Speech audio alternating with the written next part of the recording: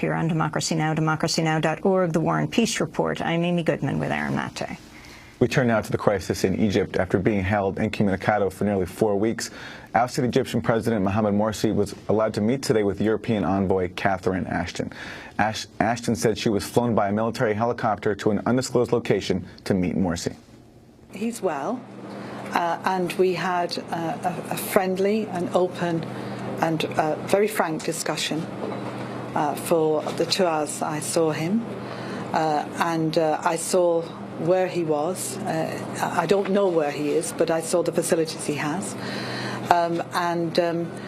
We had a warm discussion because, as you know, I've met with him many times before. I sent him good wishes from people here, and he asked me to pass on wishes back. And of course, I've tried to make sure that his family know that he's well. European Union envoy Catherine Ashton speaking earlier today, shortly after she met with ousted Egyptian President Mohamed Morsi. Since Sunday, Ashton has been shuttling between Egypt's new rulers and Morsi's Muslim Brotherhood to try to pull the country back from more bloodshed, just days after at least 72 people were killed when Egyptian police opened fire on a Muslim Brotherhood rally in Cairo. More than 100 people were wounded. To talk more about the recent developments in Egypt, we go to Cairo to speak with Democracy Now! Correspondent Sharif Abdel-Qadoos. Sharif, welcome back to Democracy Now! Talk about these latest developments from the European envoy meeting with Morsi to the killings that took place this weekend. Over 70 members of the Muslim Brotherhood killed. Right. Well, as you mentioned, Ashton was the first person to meet with Morsi who's been held incommunicado since July 3rd. We haven't had any confirmation outside of what the military has said of his condition, so this is the first confirmation of that. And as you heard also, Ashton was very tight-lipped about what Morsi himself was saying. She had a press conference just at the time of this broadcast with Mohamed al-Baradei, also quite tight-lipped about the content of the conversation. There have been reports that military intelligence has had sole access to Morsi over this past month, that they've questioned him at least once a day, sometimes up to 5 hours a day, about the inner workings of his presidency, about the Brotherhood. They've played recordings of him back to him and asked him about certain things. So they may be looking to build a larger case against the ousted president. Of course, this meeting of Ashton came on the heels of this massive day of bloodshed on Saturday morning that left the official count now is up to 80 people dead. They're not all Muslim Brotherhood members, though they're all pro-Morsi supporters. More than 1,000 people are wounded. I was there right in the aftermath. A lot of the people killed were killed with live ammunition, shots to the head, neck, and chest. A lot of people were shot in the back. It was really a very brutal assault and the deadliest incident by security forces since Mubarak's ouster. I think it's important to realize also that this was committed by the police, not the military. And it was overseen by the Interior Minister, Mohammed Ibrahim, who was appointed by Morsi himself. And we have to remember, this is the same Interior Minister who oversaw the killing of, was in power in January when police gunned down about 50 civilians in Port Said.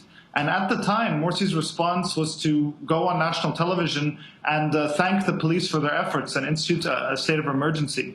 So, this Interior Minister has been now kept on, in this new interim government. So about 10 Egyptian human rights groups have issued a joint statement calling on him to resign, the Interior Minister to resign, to be held accountable for the assault that happened on the outskirts of the sit-in on Saturday, but also to be held accountable for the killings in Port Said earlier this year.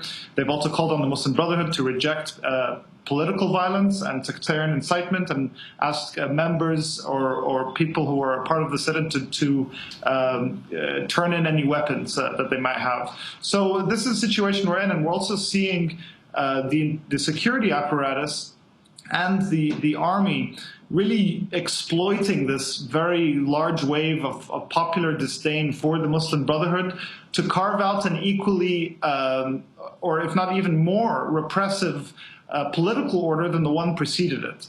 And the Interior Minister, in his press conference after this attack on Saturday, said that they are reconstituting two departments in the Interior Ministry that combat extremism and oversee political and religious activity.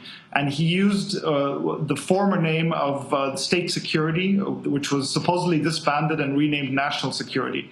Now, many argue that these things never really left, but it's rather that they're re-legitimizing these political practices, and they're entrenching themselves deeper into Egyptian life, possibly.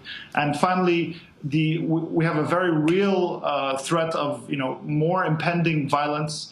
The Interior Minister has said that they're going to forcibly break up these two big, large sit-ins, one in eastern Cairo, Nasr City, which is the one that was near the attack on Saturday, and another very large one in Renaissance Square in Giza.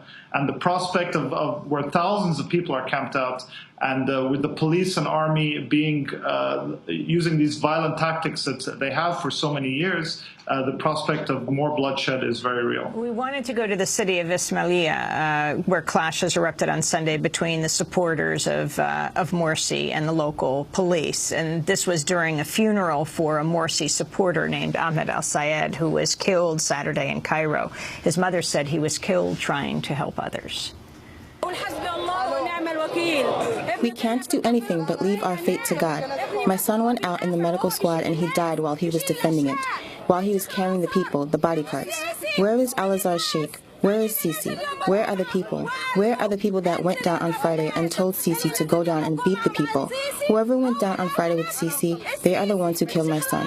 Sisi, al-Azhar's Sheikh, the church, and every person in Egypt that said yes to Sisi, they are all the ones that killed my son. Sharif, so there's been two mass killings since Morsi was ousted, and both times the police have said that they were acting in self-defense. What's your assessment of these claims? And also, are these mass killings doing anything to turn public opinion? Well, I think, let's be clear. The first one on July 8th was by the army, and that was outside the Republican Guard headquarters. They absolved themselves of any responsibility. The one on Saturday was by police outside of the Nahda sit-in. So, as has been typical of the security apparatus and forces, they deny any kind of responsibility for these attacks. There may have been, some Morsi supporters firing bird shots. There's been some video evidence of that, although by and large there's no question that these were amounted to an excessive use of force by the security forces. And these are some of the bloodiest days we've seen in Egypt. There's been, unfortunately, little sympathy among large swaths of the populace for this crackdown, at least the ones that were opposed to Morsi before June 30th. There's been a very vicious media campaign painting the Muslim Brotherhood as terrorists, as a terrorist organization, using this language of a war on terror. And so there's been kind of a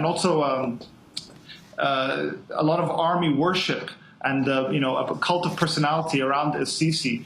And you heard that woman saying, al-Sisi, who is the head of the armed forces, he asked for a mandate from the public last Wednesday in a speech, calling on them to go down into the streets and give them a mandate to confront violence and terrorism. And we saw very large protests that day, and that was, and then that night is when the attack happened by the police. So I think that's important to understand. However, on the other side, these attacks, I think, are helping the cohesion of the pro-Morsi sit-ins and the pro-Morsi movement, and bringing in more Islamists into the fold who are joining these sit-ins because they fear that this crackdown could mean that they're next. We already saw two leaders of al-Wasat party, a smaller Islamist party, arrested the other day. So, I think it creates solidarity within those groups as well. And finally, there is a very small but burgeoning movement that's calling itself the Third Square, so distancing itself from Tahrir, which has become very pro-military in its rhetoric, and distancing itself from the pro-Morsi rallies, and saying that we're against both al-Sisi and Mohammed Morsi, against the military and against the Brotherhood, and they're trying to reconstitute what they say are the goals of the January 25th revolution. Sharif, we have to break, but we want to come back to this discussion. We're speaking with Democracy Now!'s Sharif Abdel-Quddus. He is in Cairo, Egypt. Stay with us.